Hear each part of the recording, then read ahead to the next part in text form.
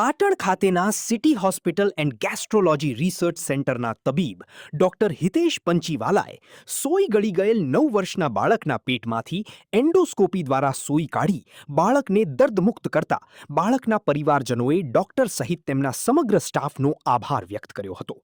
પાટણના ખીમાણા ગામનો શ્લોક નામનો 9 વર્ષનો બાળક ગત રોજ રમતા રમતા સોઈ ગળી ગયો હતો અને તેના કારણે તેના પેટમાં અસહ્ય દુખાવો થતા પરિવારજનો તાત્કાલિક સારવાર માટે ડોક્ટર હિતેશ પંચીવાલાની હોસ્પિટલમાં લાવતા ડોક્ટરે બાળકના પેટનો એક્સરે કરાવી એન્ડોસ્કોપીની મદદથી સિફતપૂર્વક રીતે બાળકના પેટમાંથી સોઈ બહાર કાઢી બાળકને દર્દમાંથી મુક્ત કરી 1 કલાકમાં રજા આપતા બાળકના પરિવારજનોએ ડોક્ટર હિતેશ પંચીવાલા સહિત તેમના સમગ્ર સ્ટાફ પરિવારનો આભાર વ્યક્ત કર્યો હતો. ડોક્ટર હિતેશ પંચીવાલાએ જણાવ્યું હતું કે નાના બાળકો રમતા હોય ત્યારે વડીલોએ તેઓનું ધ્યાન રાખવું જોઈએ અને આવી ઘટના સર્જાય ત્યારે તાત્કાલિક તેને હોસ્પિટલમાં લઈ જવું જોઈએ.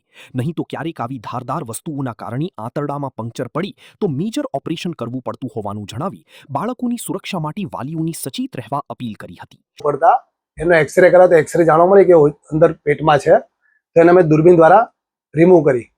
મારે જાહેર જનતાને જણાવવાનું કે કોઈ બાળક ભૂલથી આવી કોઈ ધારદાર વસ્તુ ગળી જાય તો તાત્કાલિક એને એવા સેન્ટરમાં લઈ જવા જોઈએ કે જે એન્ડોસ્કોપી દ્વારા આપણે એને રિમૂવ કરી શકાય. નહીં તો જો આંતરડામાં પંક્ચર કરે તો એક મોટું ઓપરેશન કરવું પડે. આમ આપણે એને ઓપરેશનથી બચાવી શકાય છે. લગભગ અમે કલાકમાં એને રજા આપીશું અને કમ્પ્લીટ છે અત્યારે. ચલો. પાટણ નગરપાલિકા જાહેર સૂચના. આથી પાટણ નગરપાલિકાની હદ વિસ્તારના તમામ મિલકત ધારકોને જણાવવામાં આવે છે કે સને 2026-27ના વર્ષના એડવાન્સ વેરા લેવાનું ચાલુ થઈ ગયેલ છે, જેમાં મિલકત વેરા ઉપર 10% વળતર તથા તમામ વેરો ભરનારને છેલ્લી તારીખ 30/6/2026 સુધીમાં પાણી વેરા અને ડ્રેનેજ વેરા ઉપર કોઈ પણ પ્રકારની નોટિસ ફી વગર સ્વીકારવામાં આવશે.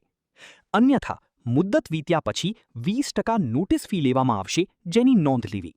નગરપાલિકાના આદેશથી